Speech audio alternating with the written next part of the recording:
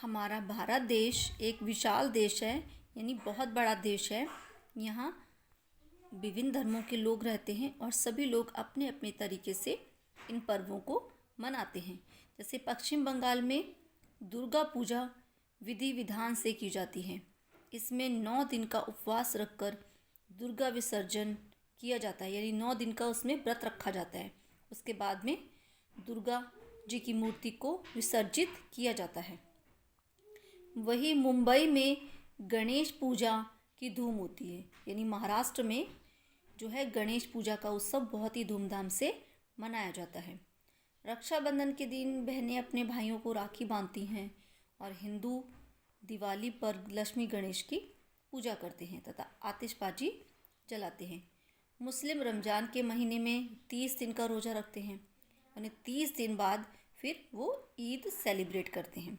सिख संप्रदाय के लोग हर वर्ष कार्तिक महीने की पूर्णिमा पर गुरु नानक देव जी का जन्मदिन उल्लास के साथ गुरु पर्व के रूप में मनाते हैं। इस दिन वे नगर कीर्तन करते हुए गुरु ग्रंथ साहब की शोभा यात्रा निकालते हैं, यानी शोभा यात्रा निकलती है उस समय गुरु ग्रंथ साहब जी के साथ में। रात को घरों पर दिवाली की तरह रोशनी भी की जाती है। जो ईसाई संप्रदाय के लोग, यानी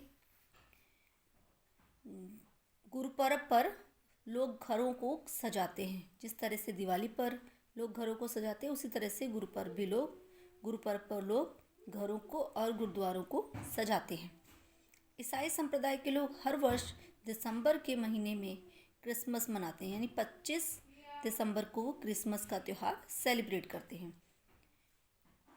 इन सभी त्योहारों में सभी धर्म संप्रदाय के लोग आपसी प्रेम व सद्भाव से शामिल होते हैं। दरअसल पर्व का असली मज़ा ही खुशियाँ बांटकर खुशियों का विस्तार करने में है। यानी पर्व का असली मज़ा किस में है? मिलजुल कर हम एक दूसरे के साथ त्यौहार मनाएं और खुशियाँ बांटें। तो इसी में पर्व का असली मज़ा है, यानी त्यौहार मनाने का असली मज़ा इसी में है कि हम एक साथ मिलकर अपनी खुशियों का विस्तार करें।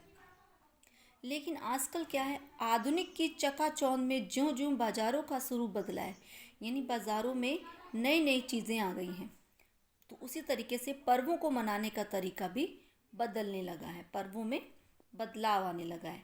दिवाली पर पहले लोग घरों को तेल तथा घी के दीपक जलाकर यानी सजाते थे, लेकिन अब जो बिजली के बल्बों की लड़ियाँ सजाते हैं, जिसे हम दीपमाला कहते हैं। और रक्षाबंधन पर बहनें अपने भाइयों को रंग बिरंगी राखी बांधती हैं। पहले वो एक सूत का धागा सिंपल बांध दिया करती थी और उसी से उनका त्यौहार सेलिब्रेट होता था, सिंपल था। लेकिन आजकल आधुनिक राखी जो है बाज़ार में बहुत डिफरेंट टाइप की राखीज़ आ गई हैं और वो बहनें अपने भाइयों की कलाई पर बांधती हैं और बदले में भाई जो हैं पैसों की जगह महंगे महंगे उपहार अपनी बहनों को गिफ्ट करते हैं, जैसे कि मोबाइल फ़ोन हो गया, ठीक है, स्कूटी आदि। तो हर पर्व पर आधुनिक किस्म की सजावट और महंगे महंगे उपहारों के लेन देन ने पर्वों की जो सादगी है उसको बनावट में बदल कर रख दिया है। यानी उससे क्या है, त्योहार लगते ही नहीं हैं। ऐसा लगता है कि सौदा हो रहा है, एक हाथ दो और दूसरे हाथ लो। ये बाज़ार का ही प्रभाव है। वैलेंटाइन डे जैसे विदेशी पर्व भी अब भारतीय संस्कृति पर धावा बोल रहे हैं। यानी वैलेंटाइन डे जो है एक विदेशी पर्व है जो कि भारत में भी मनाया जाता है। यानी संस्कृति को दूषित करने वाले ऐसे पर्वों की आड़ में कुछ लोग अपने चरित्र के पतन की ओर भी ध्यान नहीं देते। यानी कुछ लोग इस फेस्टिवल की आड़ में अपने चरित्र जो है उस पर भी ध्यान नहीं दे रहे हैं, यानी ऐसे पर्वों की आड़ में वो गलत काम कर रहे हैं।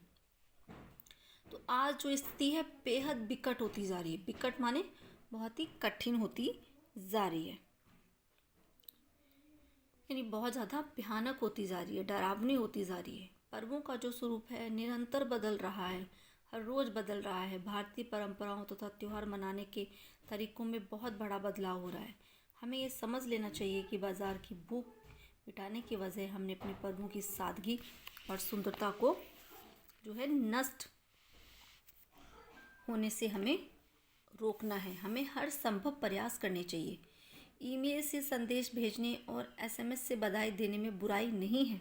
आजकल जो लोग हैं, मोबाइल फ़ोन आजकल हर किसी के पास है, इसलिए लोग एक दूसरे के घर जाने की बजाय मोबाइल से ही सबको मुबारकबाद देते हैं। किसी का बर्थडे हो तो फ़ोन के ज़रिए ही वो विश करते हैं, ठीक है। किसी भी त्यौहार पर फ़ोन के ज़रिए ही विश करते हैं, लेकिन इसमें कोई बुराई नहीं है।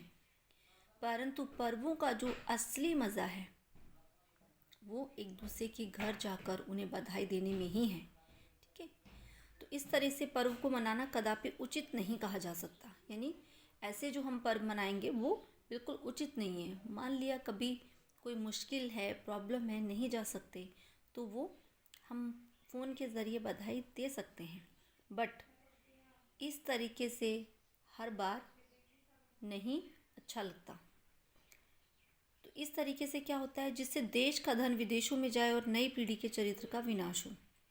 यानी जो हमारी आने वाली पीढ़ी है वो अच्छी बातें कैसे सीखेगी, एक दूसरे के साथ जब वो मिलेगी नहीं, एक दूसरे को जानेगी नहीं, देखेगी नहीं, तो वो कैसे सीखेगी अच्छे संस्कार। तो इससे क्या है, हमारी आने वाली पीढ़ी के संस्कार पर भी बहुत ही बुरा प्रभाव पड़ेगा। तो त्योहारों के हर्ष, उल्लास तथा उमंग का असली मज़ा साथ रहकर ही लिया जा सकता है। यानी साथ रहकर अगर हम पर्व मनाएंगे तभी उसमें असली मज़ा है। मोबाइल या इंटरनेट से संदेश भेज देना काफ़ी नहीं होता। हमें ये समझना चाहिए कि त्यौहार जो हैं एकता, प्रेम तथा मेल जोल बढ़ाने के साधन हैं, अतः हमें इन्हें मिलजुल कर ही मनाना चाहिए। त्योहारों के विषय में किसी ने ठीक ही कहा है, हंसी खुशी लाते त्योहार, जन जन को भाते त्योहार, सबका मन बहलाते त्योहार, प्रेम एकता फैलाते त्योहार। तो ये चैप्टर लिखा है जीपी शर्मा ने। तो I hope all of you understood this chapter. Thank you.